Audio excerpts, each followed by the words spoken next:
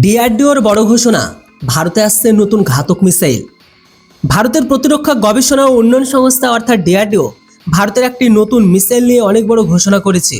Missile দুনিয়ায় ভারতকে super power বানানোর দায়িত্ব ডিআরডিওর কাঁধে রয়েছে এবং এখন সেই ডিআরডিও ভারতীয় বিমান বাহিনীর এমন এক ফিউচার মিসাইলের ঘোষণা করেছে যার পর ভারতের শত্রুদের নতুন করে ভাবতে হবে। বিশেষ করে পাকিস্তানকে খুব গুরুত্ব সহকারে এটা বিচার করতে হবে যে যদি তারা কোনো ভুল করে তবে চীন বা তুরস্কের কোনো বিকল্প ভারতের প্রলয়কারী আঘাত থেকে পাকিস্তানকে বাঁচাতে পারবে না।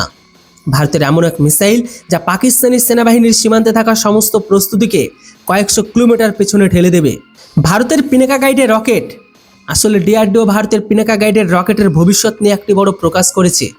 আপনারা এই যাবৎ দেখেছেন ভারতের পিনাকা মাল্টিবারের রকেট লঞ্চার মূলত ভারতের সেনাবাহিনীর আর্টিলারি রেজিমেন্টের কাছে অপারেশনাল সেবায় রয়েছে। অর্থাৎ পিনাকা রকেট লঞ্চারে এই পর্যন্ত মূলত ভারতের স্থলবাহিনীর জন্য তৈরি করে, কিন্তু ডিআরডিওর মতে খুব শীঘ্রই নিকট ভবিষ্যতে এই Pinaka guided system air launched missile সংস্করণ তৈরি হবে। অর্থাৎ একে ফাইটার বর্ণ এয়ার লঞ্চ গাইডেড রকেট হিসেবে ভারতের যুদ্ধবিমান থেকেও ফায়ার করা সম্ভব। আর কেন এটি পাকিস্তানের জন্য আতঙ্ক সেটা সবার প্রথমে আপনাদের বলে দিই। দেখুন, প্রথমত এর পরিবর্তিত রূপ, যে পিনাকাকে আপনারা জমি থেকে ফায়ার হতে দেখেন মানে ভূমি থেকে, এখন তার রূপ পরিবর্তিত হবে। যুদ্ধ বিমানের মাধ্যমে অনেক উচ্চতা থেকে ফায়ার করার কারণে এর লঞ্চড পিনাকা রকেট রেঞ্জ বা পাল্লা অনেক বেশি হবে। এবার কথা বলি ইসরায়েলি প্রযুক্তির সমতুল্য, কেননা সহজ কথায় বলে ভারতের এয়ার লঞ্চ পিনাকা হবে ইসরায়েলের র্যাম্পেজ মিসাইলের মতো। ইসরায়েল তাদের এক্সট্রা রামক রকেট লঞ্চারের উপর ভিত্তি করে র্যাম্পেজ প্রিসিশন স্ট্রাইক মিসাইল বানিয়েছিল। ঠিক সেমভাবে ভারতের পিনাকার নিকট ভবিষ্যতে air launch precision strike missile তৈরি হবে। যদিও এটি স্থলভাগের পিনাকা থেকে একদম আলাদা, জমি থেকে একেবারে অনেকগুলো পিনাকা ফায়ার হয়, কিন্তু ফাইটার জেট থেকে এর ইনস্টলেশন পদ্ধতি হবে ভিন্ন। প্রথমে একটি পড তৈরি হবে যাতে কমপক্ষে 4টি পিনাকা রকেট ফিট করা থাকবে। এই পডটি ফাইটার জেটের একটি সিঙ্গেল হার্ড পয়েন্টে লাগানো হবে।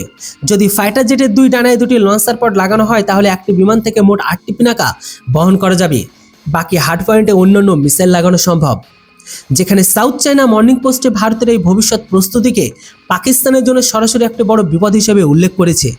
পাকিস্তান ভারতের সীমানাবর্তী এলাকায় যে সমস্ত সামরিক ঘাঁটি বা পরিকাঠামো তৈরি করছে, ভারত সেগুলোকে অত্যন্ত কম খরচে এই সস্তা প্রিসিশন স্ট্রাইক মিসাইল দিয়ে ধ্বংস করতে পারবে। কারণ এয়ার লঞ্চড পিনাকা ভারতের যে কোনো ক্রুজ মিসাইলের তুলনায় অনেক বেশি সস্তা হবে। আর এর ফলে ভারতের জন্য ব্রহ্মোস বা রুদ্রমের মতো দামি মিসাইল ব্যবহারের প্রয়োজনই পড়বে না।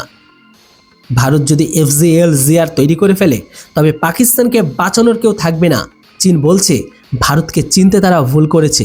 যেটাই হোক বন্ধুরা, ডিআরডিওর কাছে এতটুকু কাম্য খুব তাড়াতাড়ি যেন এই মিসাইল আমাদের পরীক্ষায় সফল হয়ে সেটা যেন সরাসরি সেনাবাহিনীতে যুক্ত হয়। এর উপর আপনাদের মূল্যবান মতামত অবশ্যই কমেন্ট সেকশনে লিখে জানান। ভিডিওর ইনফরমেশন ভালো লাগলে চ্যানেলটিকে কেউ সাবস্ক্রাইব করতে ভুলবেন না।